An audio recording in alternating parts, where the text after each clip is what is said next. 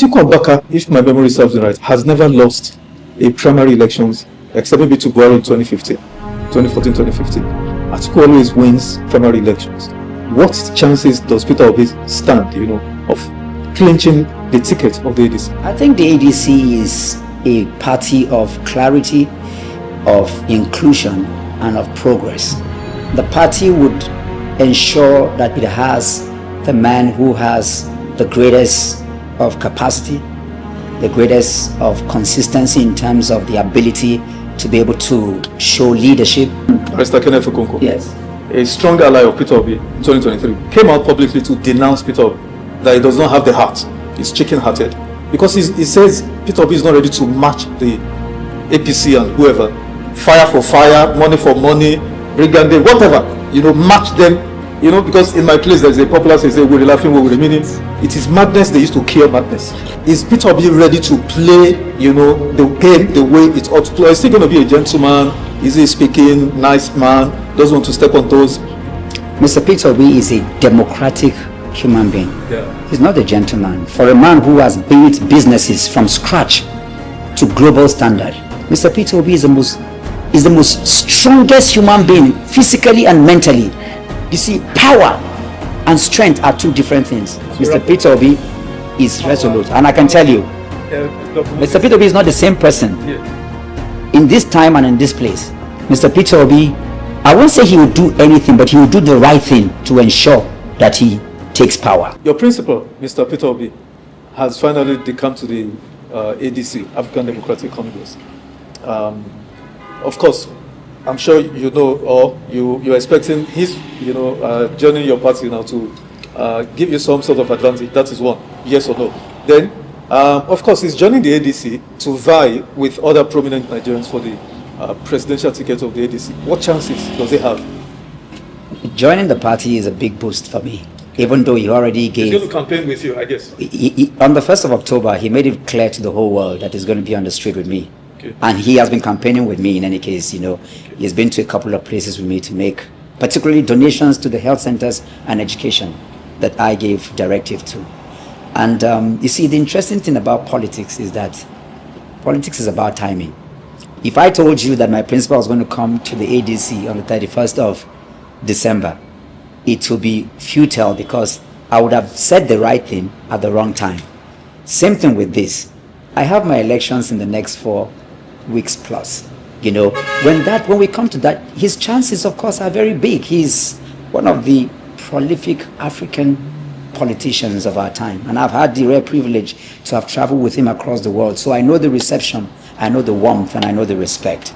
So yes, I can tell you, of those who are in the forefront, he has a very, very big chance. Don't forget, he will be contesting, for that ticket with juggernauts such as the former Vice President Atiku Abubakar, former Governor of Rivers State, former Minister for Transportation, Mr. Rotimi Amechi, and then himself, and maybe a few others.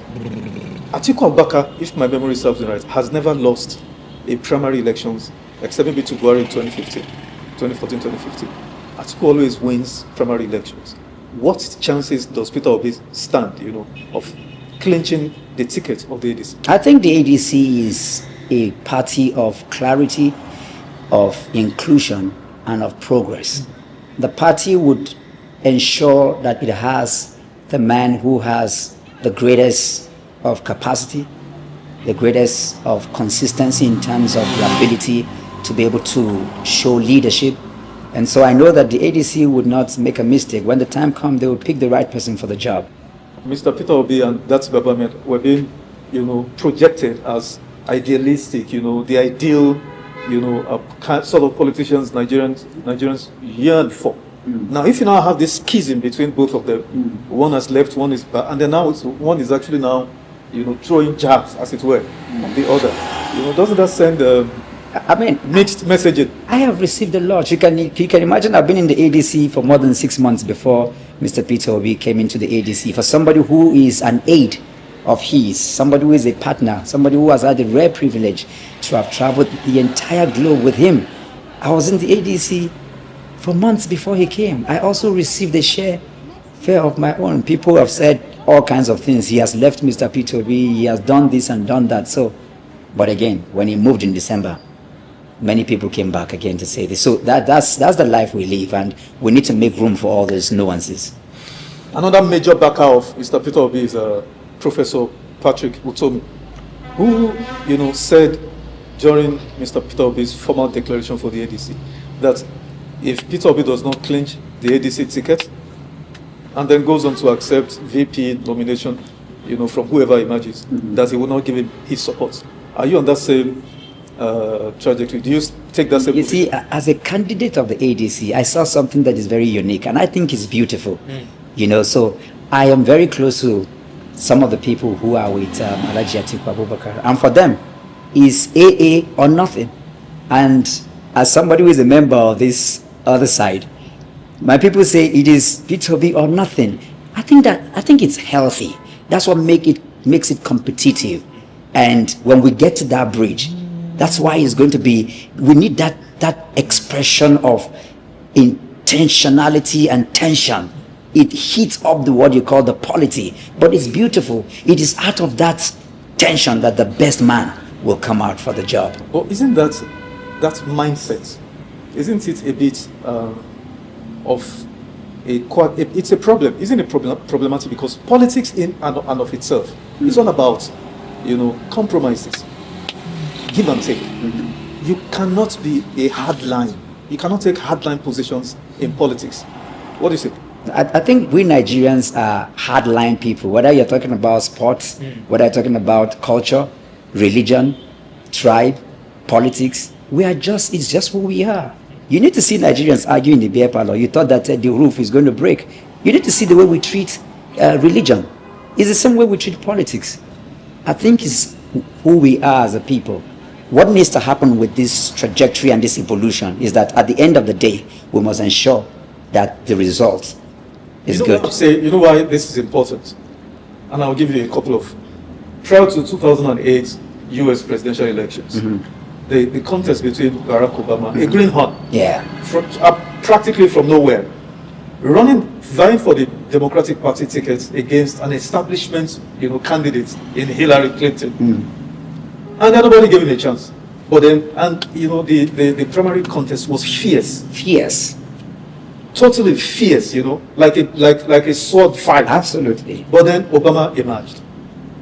Of course, there were other people in the field, including, someone like Biden and all of that. But what happened after Obama emerged? He chose Hillary as his Secretary of State, chose another candidate as his VP, that's Biden, and so on and so forth. Coming back here, part of the arguments or concerns of Nigerians against the obedience movement, I'm sure you're part of them. You're an obedience, right? Yes. One of the major concerns of level-headed, matured, civilized Nigerians is the rambunctious, oftentimes, I don't want to use strong words, but you guys would, play on the edge of, uncivilized, conduct. How do you ensure, because I say it again, politics is about contestation of ideas and a spirit of give and take, clear spirit of sportsmanship. You win some, you lose some. Are you going to support whoever emerges, as a candidate of the ADC, if it's not Peter Obi, and if the offer is given to him to be VP, would you be, advising your principal to accept that offer? Tell Nigerians here, you have the opportunity. Nigeria is one of the countries, as somebody who has a PhD in environmental resource planning, I understand the human potential and the natural potentiality of Nigeria. Nigeria is probably the only African country that can be superpower in terms of natural resources and the potential of our humanity, the number of people. Now we live in a global village. Answer the question. I'm going there because it's connected. Yeah. Nigerians are watching their counterparts all over the world going to space and doing things. Yet here, look at the generation of the obedient movement. They are deprived, submerged, destroyed. They've completely lost out in the scheme of things as compared to their counterpart. This is why you can see the exodus of young people, brilliant minds, jackpotting out of Nigeria.